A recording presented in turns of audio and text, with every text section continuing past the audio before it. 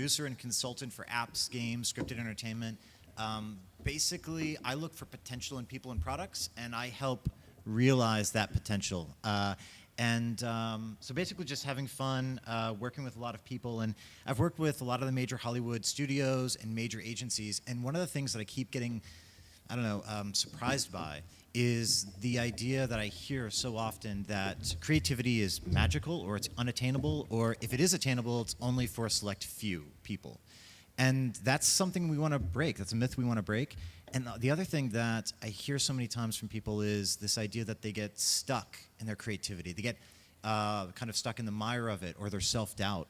And so our hope is we want to have this panel to inspire you guys, to help, if you guys are experiencing any type of creative roadblocks, see if we can have some experience and might be able to help with that, but also be able to share some stories so you know you're not alone in this.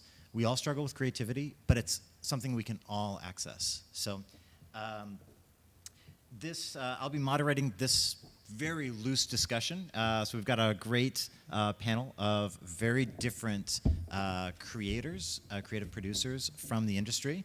So I'm going to introduce them in just a second, but we will be saving some time for questions at the end. However, this is an open discussion, and we want to have it as an open discussion. So if, as we're talking about a topic, if you have a question that you would like clarified, just come on up to the mic, and then when we've got like a break in our conversation, we'll include you in the conversation. So feel free to just take part as much as possible.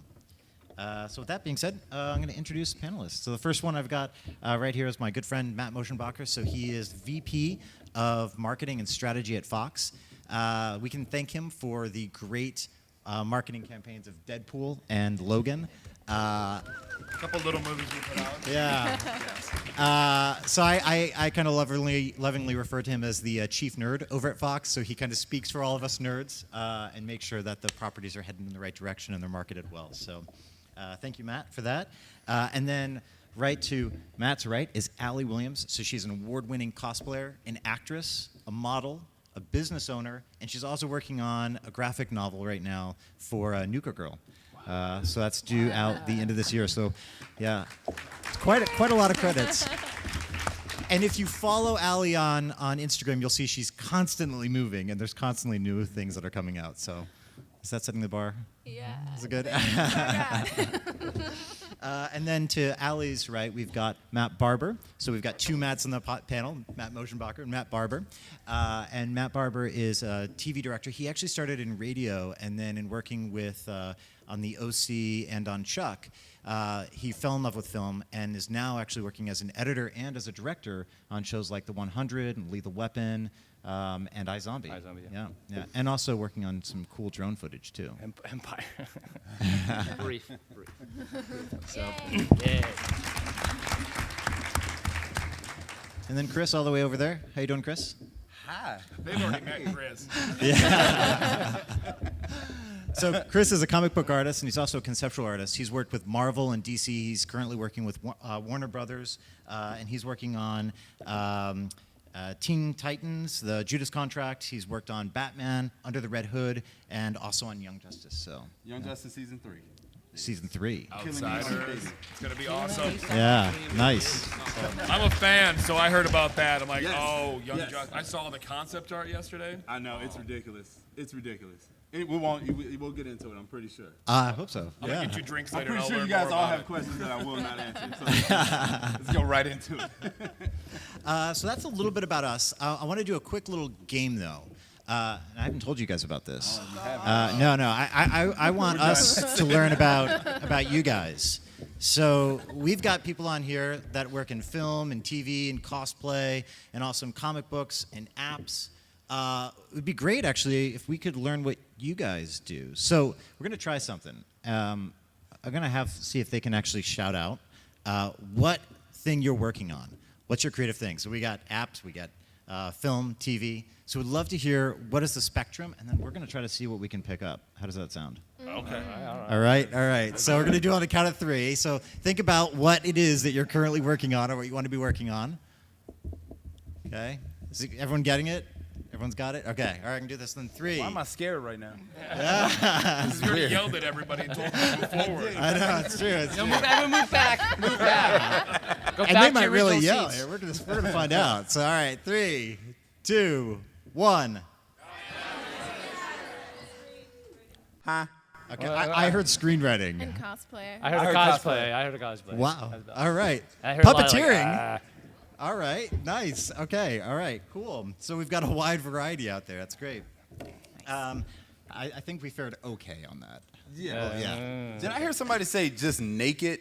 I felt like I heard somebody just say the word naked. Patrick, put your hands up. You're working on it as he's sitting there relaxing in his chair. Sorry, He's maybe like, I'm that's- working on naked. I'm working on getting the effort to sit forward to start with the Someone process. yell the word naked. I was like, okay, all right, cool. So I'm gonna start this off. We'll start off with something a little simple. Maybe it's a little big. All right. So we're talking about creative processes, and sometimes that can be pretty nebulous. So I'd love to just hear from you guys. What inspires you creatively? Where do you get your inspiration? Deadlines.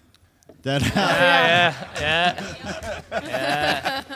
Don't confuse inspiration with fear. I mean, but it's so true. Like a lot of times, like on my own personal projects, you know, it might be 2 years by the time they get done. But Yeah. if there's like, Yeah. if I'm working for someone else, they're like, it's got to be done in 6 weeks. It gets done in 6 weeks. It gets done in 7 weeks. I really love collaborations. Yeah. Yeah, collaborations on that note. Just having someone like want you to be a part of their project and having their faith in you is just like really inspiring to me. Yeah. and I'm going to give the crowd pandering answer because honestly, this place, like Comic-Con, Yeah. coming to stuff like this, when you're surrounded by, again, you look at what Mitch did to start off the panel. Everybody here, there was a couple overlaps, but for the most part, everyone had something different that you're working on, right? So when you look at that kind of creativity, everyone's got their own project. You get in your own head, in your own world for stuff like this. So when you come to conventions, that's what this is. These are people, all of us, we're passionate about what we do. So when you're surrounded by other people that are passionate, that just gives you a whole new energy to get inspired. yeah. I was basically pulled into animation off of DeviantArt, which I don't know if any of you guys were ever on DeviantArt, but yeah, like that whole idea of being on this kind of forum where people were sharing and I have really close friends all over the world. I got on DeviantArt in 2005, and I have really close friends all over the world, and we all started just kind of like putting our stuff up there, and now these guys are doing concept designs for Sideshow and Marvel, and I mean, they're doing these crazy things, but there's this friendship that started with us all struggling and wishing that we could be a part of it. And so like to come to a place where you can share in that, like there's a lot of psychological kind of like exercising that happens when you connect with somebody that's doing what you're doing, struggling where you struggle. And so yeah, that's a really good one. That's that idea of just sharing in the journey. But I think you need like it seems like a common thread though is like having some sort of like nexus that gives you drive. Yeah. You know, and for me a lot of times it's experiencing something because a lot of times a lot of the projects I work on, you know, a lot of the film and the art that I'm making, you know, there's an emotion attached to it, and I'm always trying to capture that emotion in myself. So whether it's like, you know, you find the right song, or you go to an event, or you have an interaction with a person, and you're like, wait, that's the thing that I'm trying to communicate in my art. Yeah. And then once I generate that feeling inside of me, then I try to replicate that on screen. Yeah, for sure. Yeah. Absolutely. You guys mentioned actually collaboration, working with people, and being inspired by seeing other people. So we've got San Diego Comic-Con happening right now. Do you have any tips about how the audience can actually maybe start finding those people here and what they could do to make some of those connections that can help move them forward? Yeah, show your fandom. I know a lot of us love to wear like T-shirts or different memorabilia of our fandoms. So that's a great starting point. I know the majority of us are really awkward nerds. So having something for us to cling on to have as a conversation starter is huge. She said Klingon, just saying. What? Who said nerd? Yeah, I think too, like being a person. Like I like she said, there's a lot of people I think in our subculture that are very much introverted and very much like, oh God, you know. The people that I'm not an introvert at all. Zero. Yeah. You guys knew that. Yeah. I didn't pick up on It's that. weird.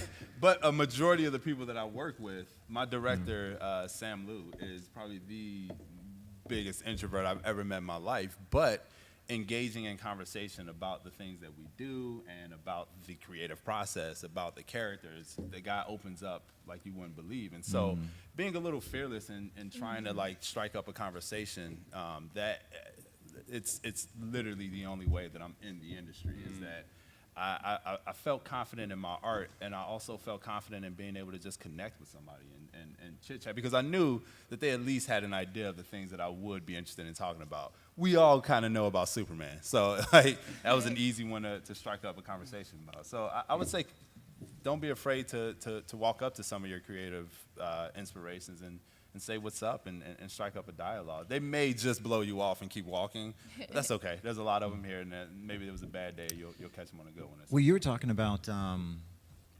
Kirkman Yes. earlier today. Yeah. Robert Kirkman and I met playing video games. We were playing Destiny with a friend, a mutual friend, and through that we became really close. And we're kind of working together on something now, but not really. But we don't really talk much about work anymore.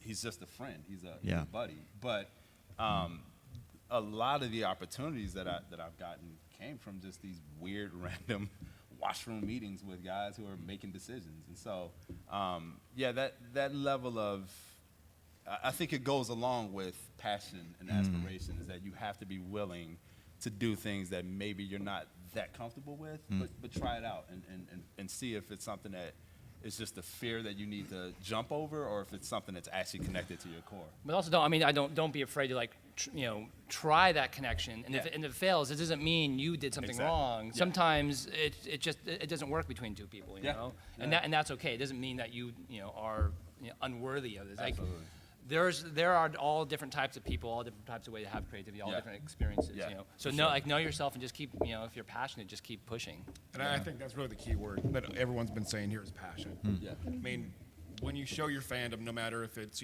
doing something as amazing as what Allie does, or it's something where, I've got a Green Lantern insignia on my wedding ring. You've got this. You do? Is this true? This is legitimate and true. So, oh yeah. No, that's pandering. That is pandering. I know. It was my wife's doing.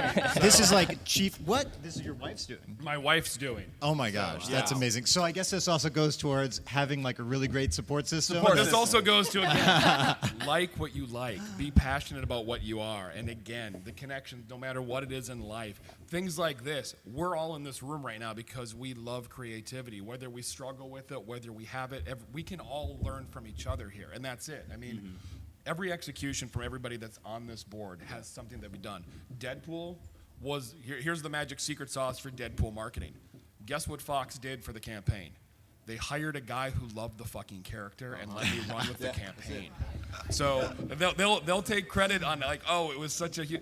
Remember, this took 10 years to greenlight this project. This was a project that sat around forever, and we had a small group of people in the studio that truly loved the character. So it was grounded in passion, and I think you guys all felt it, right? Oh, yeah. In the Yeah. marketing, Sure. and we shared that love with people, and that was what it was about. It wasn't about this stereotypical approach of what's a 4-quadrant movie. Let's make something for everyone, because then everything's plain yogurt.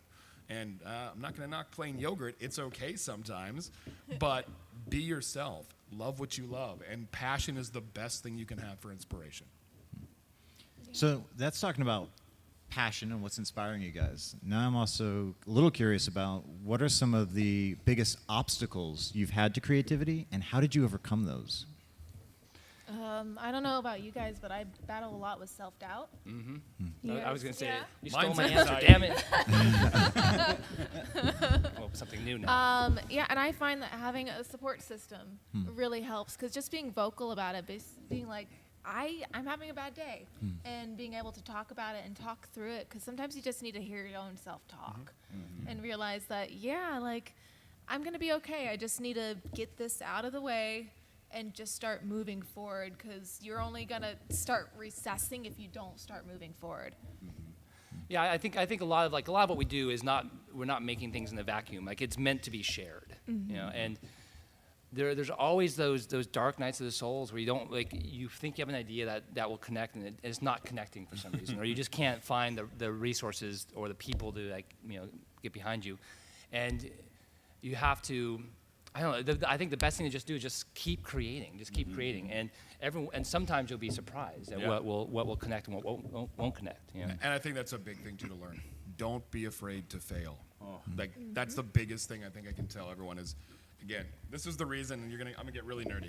The reason I have the Green Lantern insignia on my ring is a thing I've taught my kids. We have a lesson, we have a rule. If you ask my kids all the way to since my son's been 2, what's the rule? Machenbachers never give up. And that's the thing is you get knocked down, you get back up again. You have to keep going, and you're going to fail, and you learn from those failures. And it makes you stronger, and it makes you better. Can I join your clan? Can I join it? Yeah, I want that insignia. And honestly, to piggyback off of that, I've become addicted to failing. You're a sadist. You're a Dude, sadist. it's one of those things, man. At some point, I found that successes are a nice pat on the back, failures are a nice kick in the ass. Exactly. Failure to me, whenever I would fail at something, it generally meant I was not good at it and that I needed to get better at it. And the only way that you continue to get opportunities is by having this diversity in what you can do. I came out to LA to be a character designer and failed miserably on the Scooby-Doo show, which is a very simple character who's been drawn a lot. And I failed terribly.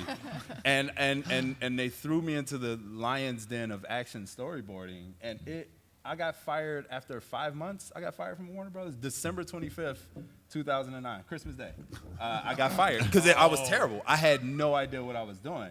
It came so easy though. Getting hired, it was the pat on the back. It was yo, I'm in here. And I'm walking through. It's oh my God, I come from Chicago, man. The idea of doing it, I'm talking south side of Chicago, the gutter, you know what I mean? And so the idea of I'm here at Warner Brothers, it was insane to me. And by the time I was all right, let me sit down and draw, they were all right, you're fired because you're terrible. So that, it was literally, it was just that kind of traversing. And when I hit the floor, I found where my footing was. And I was like, okay, so now I know where I need to go to. And that was the start of my journey, was me getting fired. Getting out here and getting hired was great and it was exciting, but getting fired is where I realized my passion and what I actually wanted to do. And I was I'm gonna get back into WB and I'm gonna make it happen. And I just kind of locked into this weird state of I can't, that feeling, that fear and that pain and agitation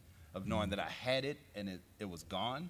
That thing it's still there. That's why I don't sleep. Because I'm constantly going where's the next failure? Where's the next thing that I'm going to need to learn and conquer? Did you just tape a poster of Scooby-Doo over your bed and just look at it? Torture yourself? I literally, that letter, I have it, it's hanging at my desk. Yeah, it's really? Because I balled it up and I threw it away and my wife found it and she was like, no, you should keep it. And so it's hanging up in my office. But I keep it there. I think there's an important part of creativity, at least for me as well, is being open to going in a different direction. You start going in one path. I was trying to make this movie years ago, and I started making a documentary to help sell the movie, and then the documentary became the movie. And that was what connected with people. Yeah, and I'm oh, that's the thing. But if you're so closed off, and you're this has to be the story. This has to be the direction. For sure. I'm not saying that can't work. No, but, yeah. Man, you'll hear so many stories where I was going down this one path, Yeah. but then this other path opened The up. president of Warner Brothers Animation, Sam Register, he told me the story. Growing up in New York, he wanted to be an artist, and he drew and drew and drew and drew and drew, and he came out and realized I am a terrible artist, and he was I'm going to become a PA because everybody wanted a PA, and he started as a PA and he rose through the ranks. He makes all the decisions at Warner Brothers Animation, and so yeah, that's absolutely. He makes all the decisions. Is he the one who fired you? We'll talk about that later. He's got a photo in my office. Yeah, I definitely got fired from my job at Disney.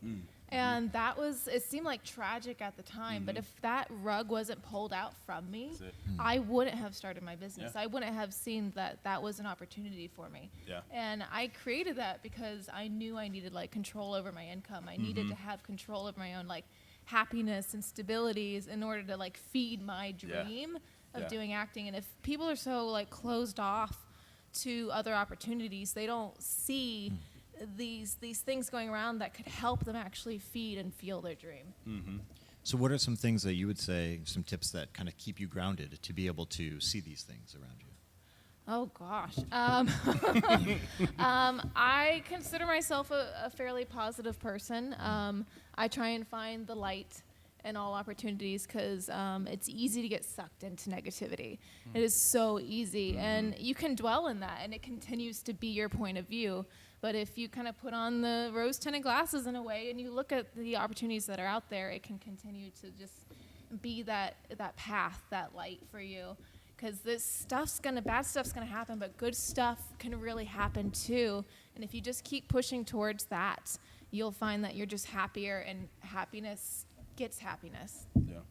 Being a problem solver too is one of the things that I Yeah. found like really kind of helped me add an element of discipline to like when negative things would swirl around, and obviously like with storyboarding on a show like Young Justice, we're dealing with a ton of characters, and so it's like, how do you get emotional pitch from all the characters? How do you tell the story? How do you set up a good shot? And all these different things, you have to solve the problems. You can't just stare at them and hate that they're problems. You got to figure out like, okay, well, what's the next practical step I can take? And I think having that as a philosophy, just in general, not specifically towards your craft, but just in general, like, this crappy thing happened. How do I solve it? How do I fix it? Sometimes it's gonna be there is no fixing it,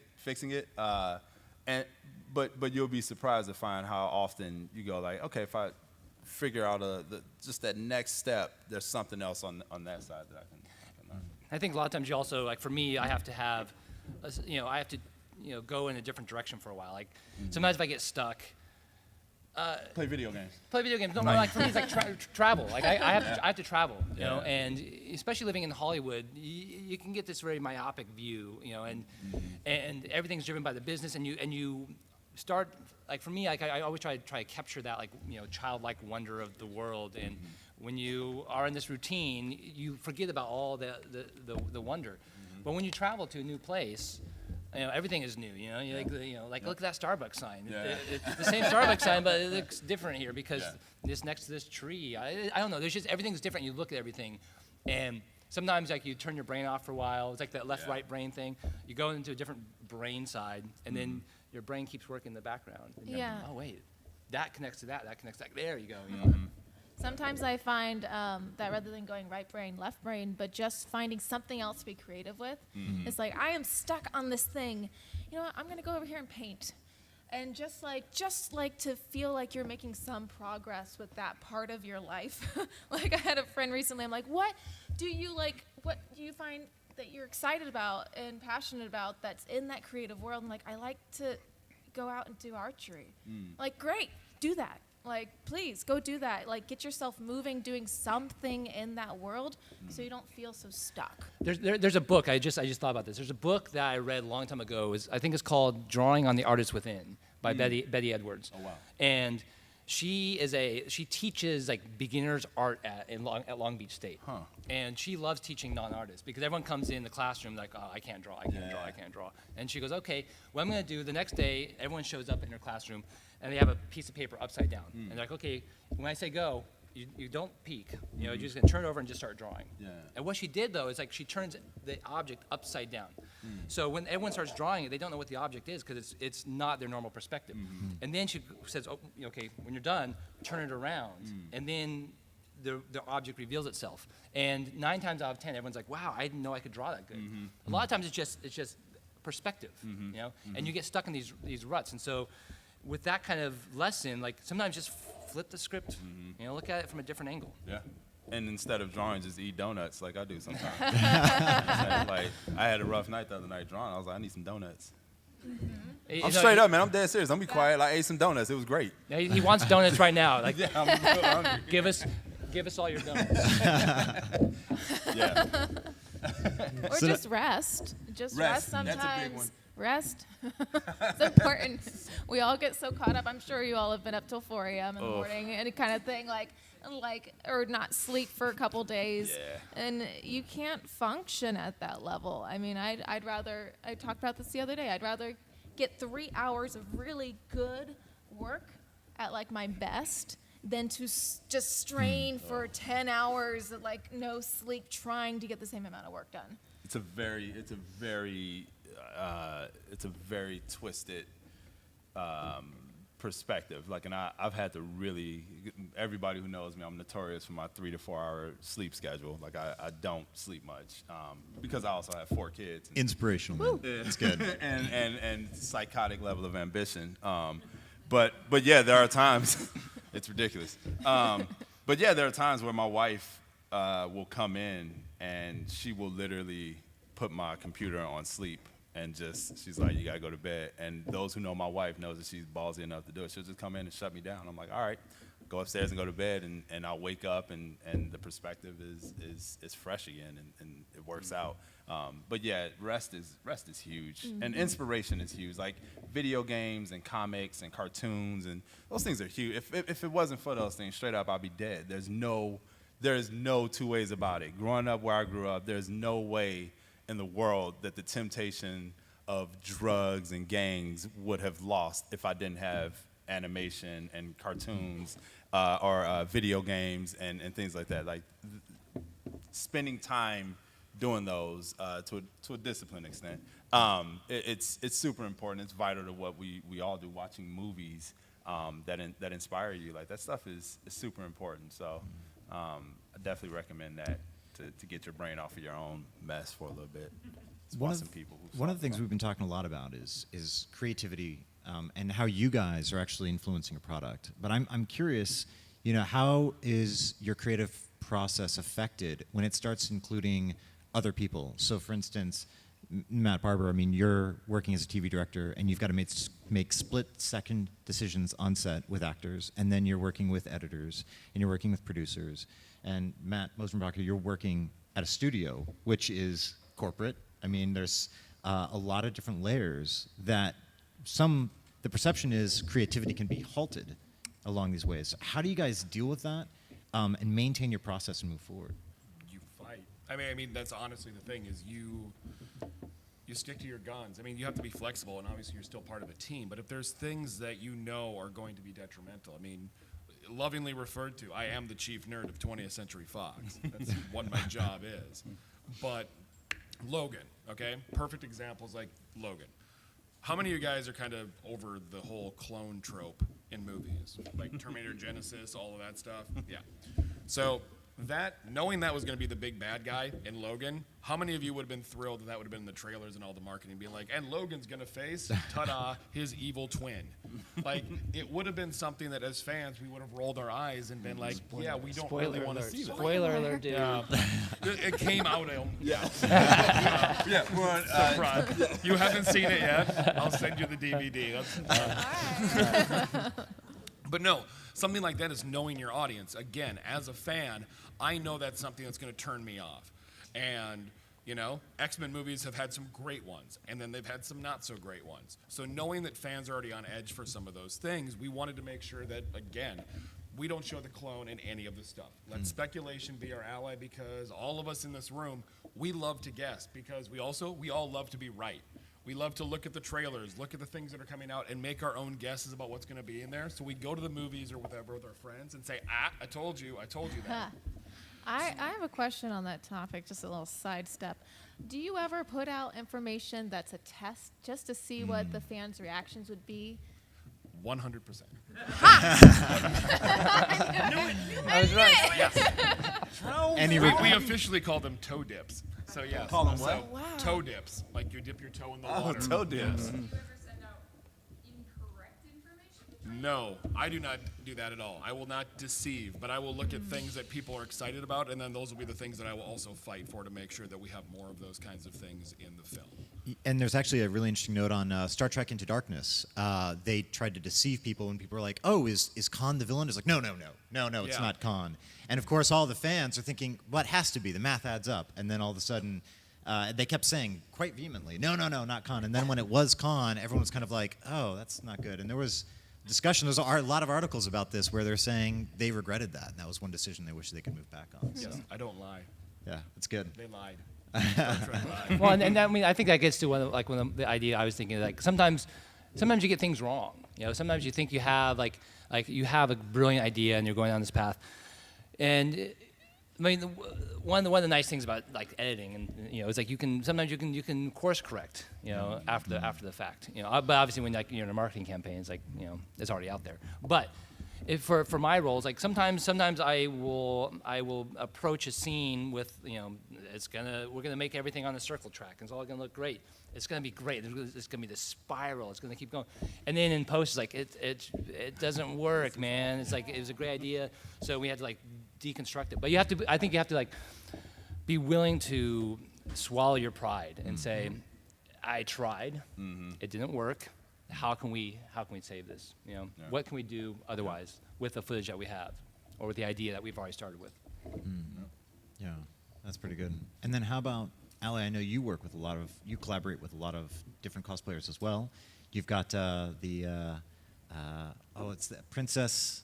The Royal Princess Academy? Yes, the Royal Princess Academy. So how was that working in like cosplay? And when you're working with a lot of different cosplayers who are very creative and have their own vision as well? I'm very clear in communicating my vision with them. So my concept, for those of you who don't know, is basically sexy schoolgirl Disney princesses, like pushing the limits, making it sexy and cute and fun, something eye-catching. I chose this as basically a marketing approach for my career and tapping into my fandom and excitement and wanting to do something different.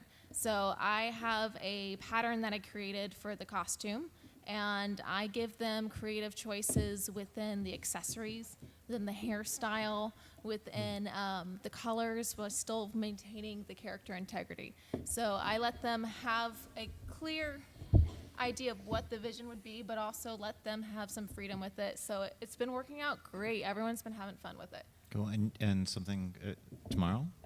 Yeah, we actually have a new princess joining us tomorrow, and I'll be in costume with them tomorrow. It's me.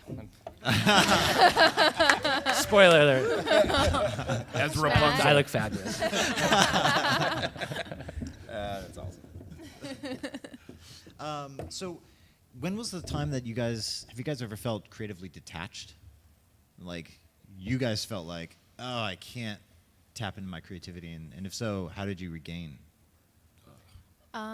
I recently went on a world trip. I know you talked about traveling. There was a point where I kind of like felt burnt out because I also live in LA, and I decided to just have my performers with my company and my receptionist run things for 2 months while I traveled the world to 10 different countries. I said, you know what, I need to get out. I need to be inspired by what's around me. I need to realize what I have, and just kind of reboot. And it just sometimes helps to just step away, even if it's just literally just going out for a walk and that's your step away, but just like getting a bigger view of things, putting it back in perspective. Yep, don't be afraid. And I think that's a huge thing. Don't be afraid to walk away for a little bit and then give yourself a fresh approach. My favorite thing, and this is absolute truth, when I took 2.5 days off a couple weeks ago, just because things with lots of stuff at work has been crazy. I stayed at home. My vacation was I sat and played Legos with my son. No joke. For 2 days, pretty much straight, all we did was just build Lego sets. I detached from the world, detached from email, and just got into the mind of a 6-year-old and just played. And doing something like that, again, that took me so far out of my day-to-day reality was just a great, fresh perspective that then allowed me to go back into it. And everything I'd had problems with for about a month suddenly clicked into place the next week. It's awesome. That's pretty good. And Anything else? Chris, Matt, do you guys have any? I'll go and play Legos with his kid. Yeah. That sounds pretty awesome. No, I mean, I hit those walls all the time, you know. And I've been in this business for like 12, 13 years now, and I have peaks and valleys, and there are definitely times when, you know, I might be what's called phoning it in, where I know what I know how, like I know the building blocks of a scene and how to like draw the emotions out of it. So you're just like, okay, we're gonna do one of these, and you know, the scene is fine, but is it inspired? Right. No. So, you know, there are times I have to, you know, find ways. Like it can be anything. I just try to find something to reconnect to that visceral quality of the art, and I don't always get there. It's a challenge, and sometimes I'll look at old work and go, and I'm like, yeah, I could have done better. The circumstances of life or whatever, I just wasn't connecting with the material the way I needed to be. But I always try, like, no matter what project I'm on, I try my hardest to try to find some angle to connect with. Even if it's a show that, like, I have no relationship to it at all. Like for the first thing I worked on was the OC, and to be honest, I would have not watched that show unless I worked on it. But I found a way to love that show by the end of it. I was madly in love with it just because I had to be. I had to find that access. Yeah, I mean, I work in a medium and with characters and things where there's always something interesting, and sometimes I just don't see it, And yeah, same thing, similar with setting up a scene and doing something great versus just following. Cinema and movies it's mostly rules. You're following these certain rules to pull these things out, and I think the transcendent moments comes when a director or anyone dealing with that scene attaches to a certain perspective of it or a certain element of it, and they pull that out of themselves and put it on the screen in one way or another. And I feel like every script that I get, that moment is there, and I just haven't found it. And so a lot of times it's me obsessing over it, and like I have Post-it notes where I'll just write the most ridiculous things emotionally. I'll just like, this scene is a piece of garbage, and I'll just put it on there, and then I'll go through the rest of it, and I'll go back to that scene and really try to figure out like where I was when I wrote that thing down and try to tap into that and see if I can pull it out. So there's a lot of weird, crazy methods. Again, watching a movie, there's no, my brother and I have a saying, and it's weird. There's no problem that Paper Moon can't fix. So I'll watch Paper Moon until my eyes are bleeding, and I usually get inspiration or something from that. So like I find ways to just tap into my inner me. Yeah. And a lot of times that scene gets thrown in the garbage because my director doesn't like it, but that's a whole different fight. Well, this is an interesting thing too, because both of you guys are mentioning something bordering on compromise, which is, I mean, we all have this perfect vision, right? And then reality comes around. How do you guys deal with compromise? What do you decide to compromise on in order to get your vision completed? Or do you just say, no, I'm going to be perfect on this? There's no perfect. Yeah, I try not to attach my identity as a creative to anything that is that tangible. You know what I mean? Like to me, compromise comes when you can't do the thing that you are wanting to do. And to me, I'm just trying to tell stories with absolute authenticity. Like I'm just, whatever it is, my brother and I are transitioning now into film and directing films together and writing screenplays and doing all this craziness. And a lot of people are like, man, but don't you love animation? I'm like, yeah, I do. But more than that, what I found is this desire to tell stories. And so my identity as a creative is attached to this very nebulous sort of thing, which is I want to tell stories. I want to show the world through my perspective. And so I try to resist the urge to be like, Chicago boy, you know what I mean? Like I got to tell about Chicago. Like I want to talk about what that means on an emotional and mental and spiritual level for me, and those are the things that I'm pursuing. And so it's really hard to kind of like throw me, like I said, I was working on Scooby-Doo at one point. Like that's not what I grew up watching. I hate Scooby-Doo. But Them's fighting words. I'm sorry. I loved it as a kid, but it was one of those things where it's like I grew up watching. I grew up watching Akira. You know what I mean? And so then to be like, I want to do that, and then come out to LA and they're like, hey, Scooby-Doo. I was like, man, what in the world? So like, it was. And you took your ascot off and you threw your ascot on the floor. I was tap dancing. And I was, yep. What do you want? But yeah, like eventually, what I kind of came to realize is like it's not so much about Akira or Scooby-Doo as much as it is about like what are those things saying to people and what are they doing for people and how do I lock into that sort of mind state? So. I think for me, one of the things I do with when it comes to a moment of compromise, and every project has many moments of compromise, is I always ask myself, if I keep pursuing this idea, is it going to make the connection that the audience has with the work that much stronger? Is it going to change their approach? And there's been many times when, like we were faced with having to reshoot a scene completely because we thought that it wasn't connecting. And then you show it to people, and you listen, and they picked up on something else completely different. Like, oh no, well, the thing that we thought was a problem isn't really a problem. So do we want to spend all our money on time fixing what we think is a problem? You know, I mean, we can go, you know, Guns N' Roses on all our artwork and, you know, release Chinese Democracy 20 years later. But, you know, imagine how much, you know, music they could have made. You know, it could have made In like that 5 albums in that time. So I feel like sometimes I feel like perfection is the is a roadblock to creativity. If you spend too much time perfecting it, absolutely. just make stuff. Yeah. Make stuff. You know. Yeah. I mean, have a passion and have a perspective and do it well. But, you know, like if I look back at my work 20 years ago, I'm like, you know, Oh man. I've grown so God. much. And it's like if you just keep making stuff, you learn, Yeah. you learn, you learn, you get better. You get At better. some point, you got to draw the line in the sand Yeah. and move forward. Yeah, And I think that ties in with the whole idea of collaboration. Getting back to Yeah. like that whole thing Yeah. is collaboration is once in a while. I mean, actually, more often than not, we get in our own heads so much. Like we're looking at cuts, we're looking at things over and over and over again, which is why when you show a cut to someone who's seen it and it's a fresh pair of eyes, you're gonna have them bring things up that you maybe didn't see, or things that Oh, man. you thought were a problem that you're beating yourself up about that really isn't.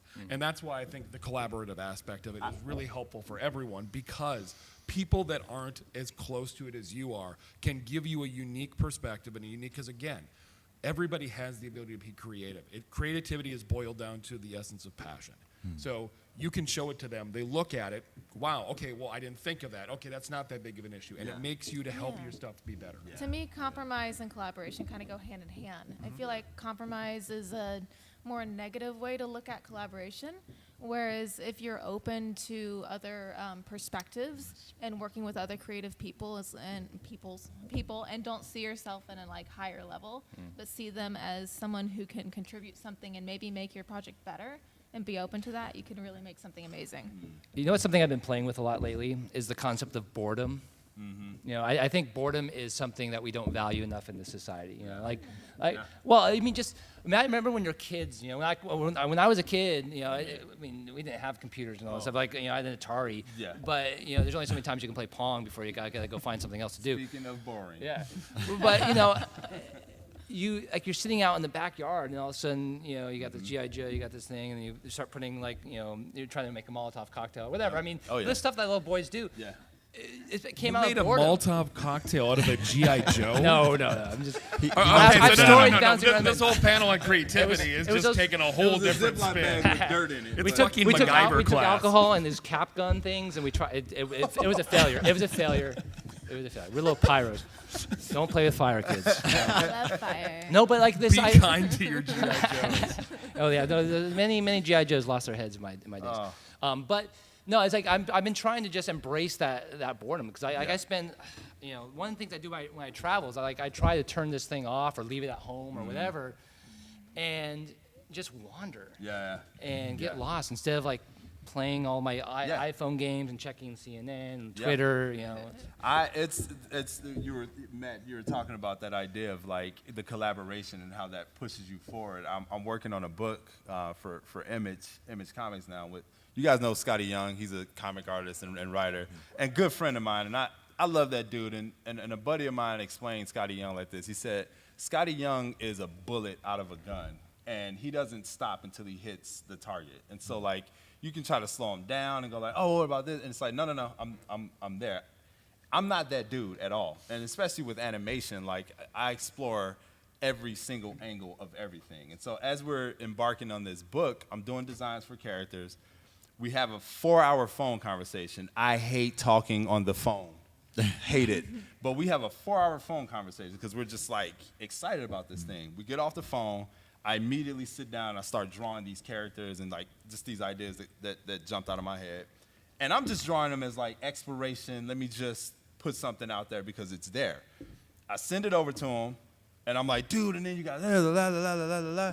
And he's like, dude, these are rad. That was it, right? So then I'm going like, okay, that's it? And he's like, yeah, no, these are great.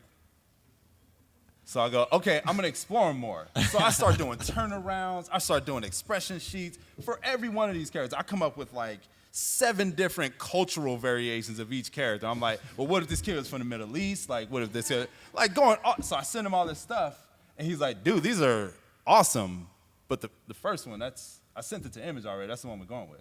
And I'm like, yo, what?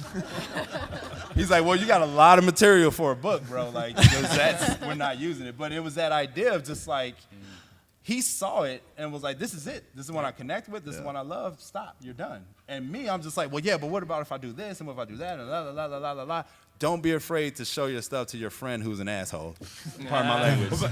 Don't be afraid to do it. That guy is your homie.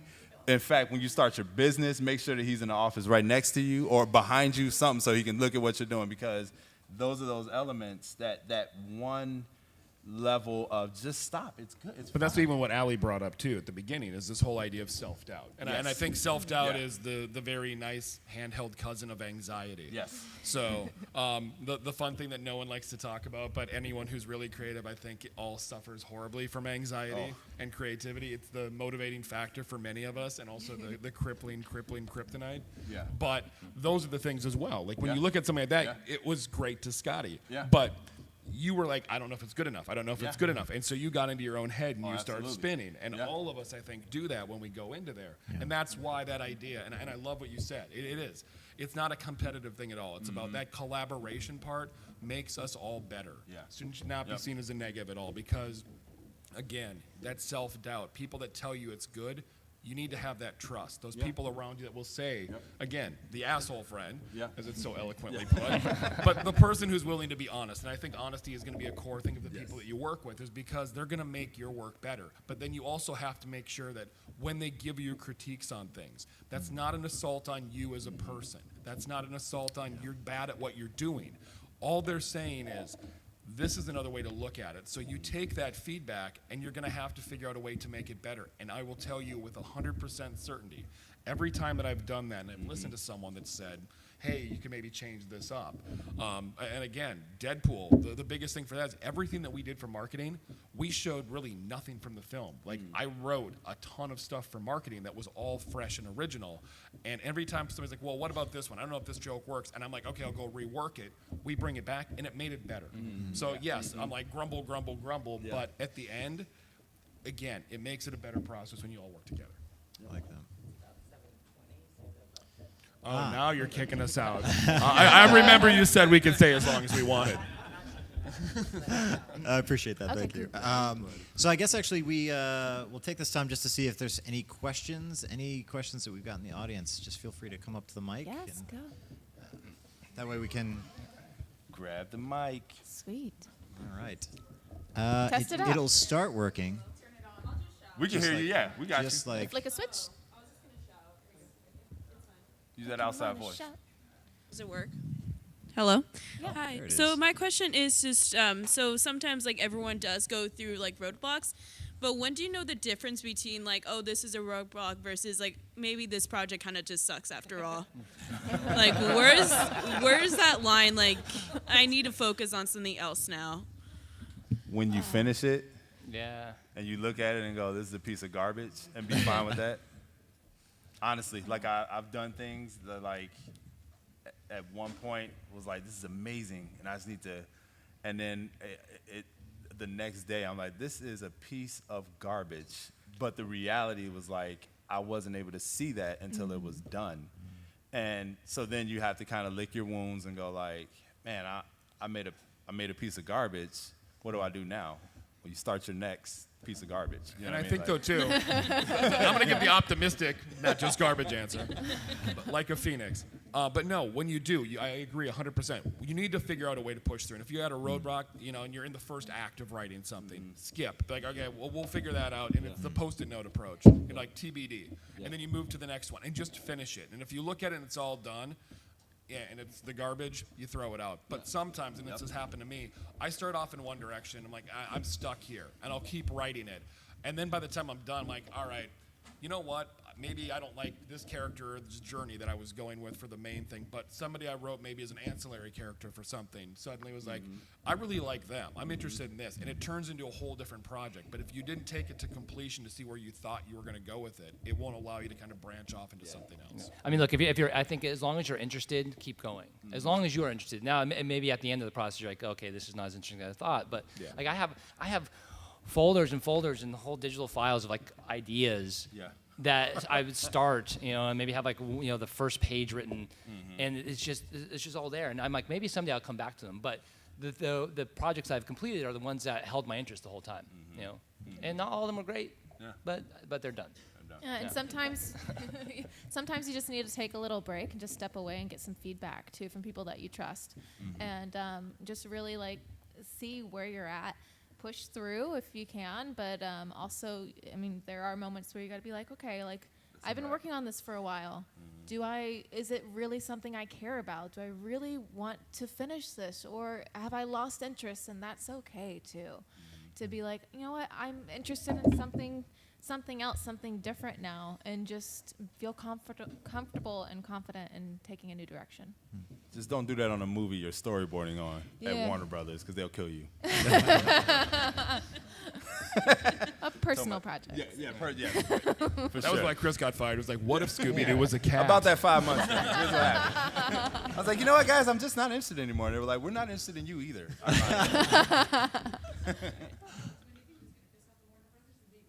You know what I'm saying? Thanks, you guys. You're very welcome. Thank you. I do have a question, actually. Actually, this is to the audience. Can you guys just raise your hand? How many people here feel like you actually have a support system or someone that you can go to critique your work? Just raise your hand if. So quite a few people. That's awesome. That's actually that's a huge step. So that's a good thing. Cool. So, when you're early on in the creative process, how do you deal with the cousin of perfectionism, which is the over analyzing everything and just like shutting that down and finding where it actually goes? Because I find that like I have things that pop in my head at the worst times. So, like I write notes, in like the notepad, and then I go to come back to it, and then like it's just the brain won't shut down in terms of like, oh, well, it could be this, it could be this, it could be this, and there's no way to find like the path. So how do you find the path when you're early on? You Embrace get a the good crazy. friend that just slaps you across the No, face. honestly, I say embrace the crazy a little bit. If you look at the pages that I have for notes, and anyone that's ever seen my notes will attest to this, I have like a blank piece of essentially computer printer paper. And I'll start writing on it normally, and then it's in the corner, and then it's over here. And by the time it's done, it's this crazy spider web of stuff. And then I'll take a walk, I'll go change my, and I'll come back and look at everything that I just tried to do a brain dump. I like this, and I'll circle things on the document, and I'll start to figure out like, okay, it's chopped. Here's the ingredients I have. Here's the things I like. What can I do to make the best dish out of those ingredients? So don't shy away from that, and when you get into your own head, just dump everything out there, because do it to the point of almost like you're mentally exhausted because every idea you had in your head you spilled out on. And I've gone as many as like 7, 8, 9 pages that are filled like full sides, and then you go back and look at all that, and then again, make your perfect dish. I think there are two, for me, there are two elements of creativity that are very important. One is structure. Like every art form has a structure, and that, and it has, millions of people have preceded you that have sort of figured out this, a good structure. But then you also have this feeling that you got to generate, because if it was just all structure and paint by numbers, you get like a paint by numbers painting that was like boring, So like for me, I start with the structure, and then I embrace the crazy. And then I'm like, okay, given the structure that I want to do, all these like crazy ideas, what generates a feeling inside of me? Like what gives me those little tingles in the belly, And and then you put all that stuff together in the soup, and then you show it to someone, and they're like, yay, or Yeah. Some of the advice that I give like some of the newer storyboard artists, because when you're doing a sequence and you're trying to see the scene all the way through, a lot of times there are just a ton of ideas, And so the concept that I came up with is this idea of rushing to failure. And I tell them, like, just get it all out. Like, just get it all out in some weird, terrible structure, because you can revise it, right? Like, once you see it, it's similar to what I was saying to her. Like, once you see it as a whole thing, then you can go through the emotional pitches. One of the better kind of techniques of what I think are seasoned directors and visionaries is their ability to be an audience member as well of their own stuff. Is to look at it objectively and kind of go like, what does it feel like and where is it? And you can't do that until you have that thing packaged in a way where it's like, you know what, it's crappy, but it's done. Let me go back in and feel my way through it. And oftentimes when I've done that, where I've just put something down and then looked at it again, I can go like, oh, you know what? Here's what happens. And so you rearrange elements and you find something in there. So rush it out if you need to. Yeah, just make a choice. Yeah. Make a choice, Yeah. and then don't be afraid to go back and Don't be afraid change to go back that and do choice. it. The revision is where the magic happens. That's why movie editing is why they get Yeah. awards for it sometimes. Because you can do a terrible movie. If you arrange it right, it can be great. But you got to just get those things out. You know? Yeah, you can pursue, like go through and whether it's visualization or like taking like the sticky note postcard approach with here's piece 1 maybe, or here's piece 1A, piece 1C, like, and then be like, all right, no, this could go over here, this could go over there, like get it all out. Yeah. And then just start rearranging, and whether it's that way or just in your brain visualizing, what if I did it this way or that order? Sometimes just getting it all out and just kind of doing all that and like trying different things, it may give you some new light into where you want to go with it. Cool. Thank you. Yep. Hi. Hi. So this is kind of for Matt Metzenberg. I'm gonna mess up your name. I'm sorry. But Machtenbacher. for everyone as well. But I'm in marketing. But I work in tech and I hate it. And I'm just trying to figure out like, there's all this stuff that I'm doing on the side. I have a blog, I have a podcast, and I do all this like stuff out of love. But trying to figure out like what gaps and things in like the resume that I need to get to where I want to go, and then when do I just kind of say like, okay, this is like, I think I can do all of that stuff. I don't have any like practical, experience doing it, but I'm pretty sure that I have the skill and the smarts to do it. Like, when do you know when to just kind of like start applying and hoping for, someone to give you a chance, I guess? Now. Today. That goes back to, this is the crazy thing. My background before I came to entertainment was in hospitality. And it was not entertainment. But I've read comic books. My kids, 2 of my 3 kids are named after comic books. Like, I'm a legitimate fan from, again, way back when. And started in hospitality, paid my way through college doing that, and always wanted to wind up at a studio. And I have had, I'm not even exaggerating, between 150 and 200 no's before I started getting yeses. So the biggest advice I can tell you is try. Yeah. Just go put yourself out there and don't be afraid of no's. Do not take, again, go network. Go to things like this. Go talk to people. And if you're, again, the tech side, that's my background of like where I started. Is everything. Like, I was doing social media before it was social media. It was new media because, the Twitters and MySpace. Yes, I was doing MySpace marketing way back when. But that's the way that people communicate now. So, don't be afraid of that. Like, you have a leg up on so many people from, like, if you want to get into studio marketing, that's where studio marketing is evolving to. That's where the conversations are taking place. The decisions that executives are making are being based on the conversations of all the people in this room. So they're listening. And movies like Logan, movies like Deadpool, those are the movies that they're seeing how you are all reacting to that. And all that does is makes my voice in the room louder and makes it more impactful so that we're not getting movies like other ones that are coming out that you guys are not happy about. So, that I can't say the names of that. But that's the thing is, there is no magic time. And if you're waiting for that special time of like, when is enough, you're going to be waiting around for a long time. Just try. Go out there, do it. And if you're already doing stuff in blogging, look at social media coordinator spots. Every studio right now is looking for those. Like, I know for a fact, and it's over where Chris is at. Like, Warner Brothers has stuff on there right now. I think Fox has a couple. But go look at those and say, hey, look, I've done blogs. I've done this. I understand social media. The worst they can tell you is no. And then you keep going. Yep. Matt, didn't you say in that podcast that I listened to that you basically faked it until you made it on your first editing job? Yes. Yeah. Yes. No, literally, my very first job was this reality show, and they're like, "Oh, can you do all this stuff on the ad?" I'm like, "Yeah." And I slept on the couch that night, and I learned all this stuff, and I called all the people, like, how do I do this, you know? And the first week was rough, but after that, it was great. So, yeah, I mean, I had somewhat of a resume, but not as much as I said I had. I'm a high school dropout, and the first job that I got after the last time I cried about it was when everybody was walking to the graduation. They had their gowns and things on, and it's a weird political thing. I was basically forced out where I couldn't re-enroll. And I said, you know, I'm going to get a job at an art gallery because I like art. And I became a gallery specialist. And then I went into public speaking. And the first school that I spoke at was a school that forced me out, wouldn't let me re-enroll.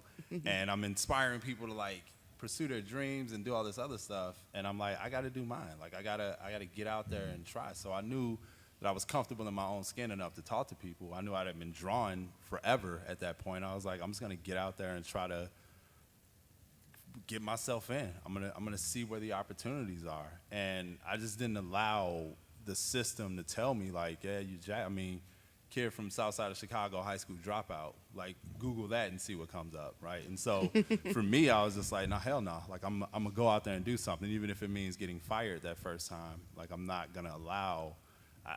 We don't have to ask for permission to be inspired. You know what I mean? And you can't teach hunger.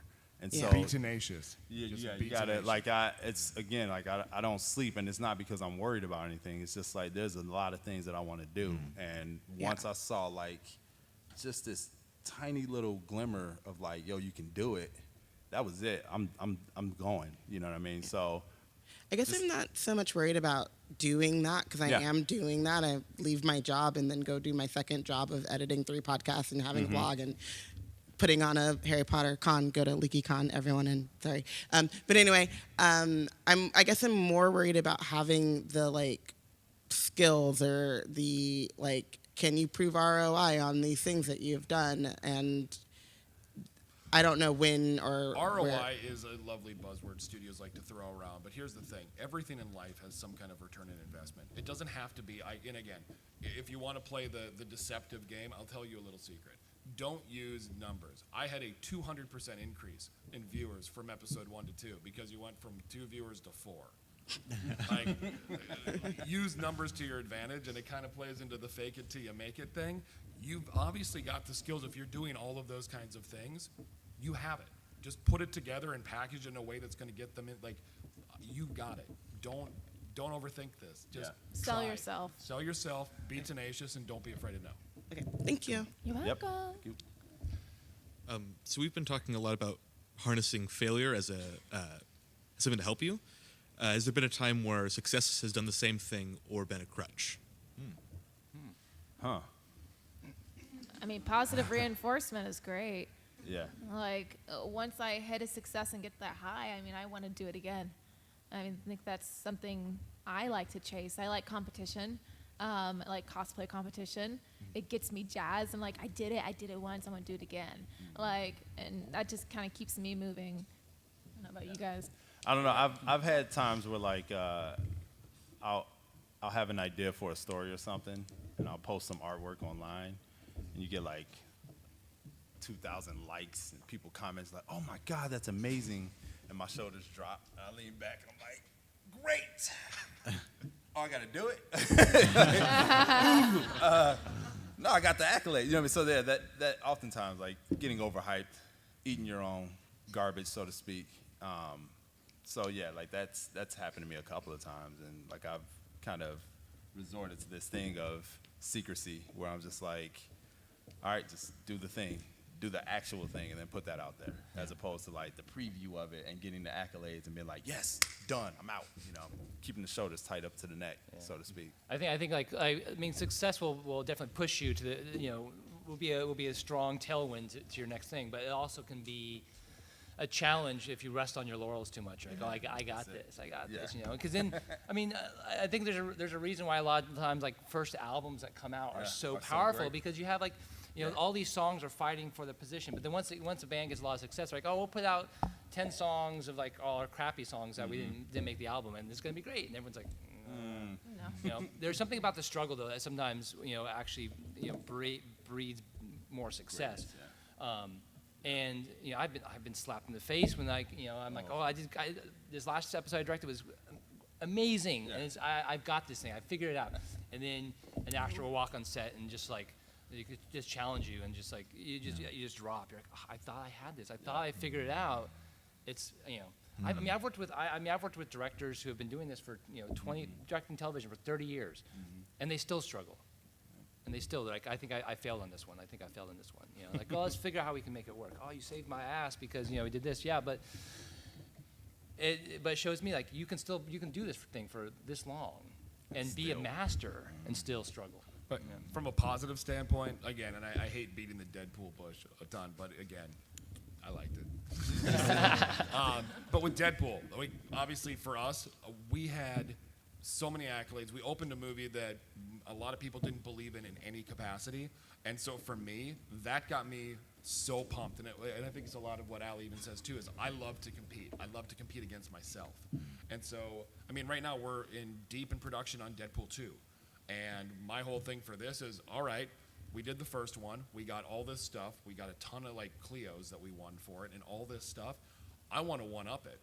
And this time, it's like last time I was part of the executive table. This time I'm riding shotgun and leading the entire campaign. So for me, I want to do this and I want to show everybody else. So I'm using the positive from the first one to get me super jazzed to go and do this. That's cool. So again, embrace it. When you have your victories, enjoy them. Don't like. People will say, like, be humble. Yes, be humble. But the thing I cannot stand is when people say, like, be humble. Oh, no, push it down. No, celebrate. When you have a victory, put your hands up and cheer. Be proud of it. Being humble does not mean that you don't celebrate. It means appreciating you to have the ability to celebrate. It doesn't mean that you go and hide in the corner. And some of you here will have bosses, I'm sure, especially in the creative field or people that you report into. They'll say, like, oh, no. Yeah, we did good, but stay humble. No, like that's them taking credit, doing whatever. Own it, be excited, and then use that excitement to keep going. I just wanted to. We've gone a little over on time. Thank you, everyone, for your patience. I hope that you guys are enjoying this panel. We've got another question or two, and then we'll be wrapping up here. So. I know you guys mentioned compromise, and Chris, I know you said you kind of take yourself out of your story so you don't have to compromise. But are there times when maybe you kind of put your foot down and said, no, this is something I want to stand for, or you're maybe in the back of your head, you're like, well, this won't look as good to the guys upstairs, and maybe I won't get further down the line. So where is that balance really? You have to pick and choose your battles. And Exactly. The bottom line, you have to figure out what's really important to you. I know we just got done making our cover for our comic book, and it took longer than expected, and it was a lot of like compromise and back and forth between me and the co-producer Ryan Hellquist and the artist Jordan Porter, and figuring out like what we all really wanted, but still working together to make something really amazing. And there were points where I was like, okay, that's fine, we can do that. It's still going to be the image we want. It's just going to be a little bit more in their direction or in my direction and in his direction, whatever it was. But in the end, it's like we each have those important things that are really important to us that made it. Yeah, I think you have to, with every project that you create, there has to be something that is a hook for you. And that hook is something you're going to keep driving and pushing. And you're not going to compromise on. Now, if you did that with every word on a script, you'd be in the perfectionist land. You'd never finish it. So and I think a lot of this comes with more and more practice. And you'll figure out what it is, the things that are important to you, and what things you can compromise on. And then also just to wrap a lot of this stuff up, it's like also just listen to your people too. Like you may be driving home like this is the important thing, and then a couple people on your team may go like, wow, really just rethink this. I'm like, okay, fine, I'll rethink it. And then you're on the plane somewhere and you see a movie and you go, oh yeah, no, they were right. So yeah, that's one of the things we just have to keep doing it. So pick something, be passionate about it, but then be open to change.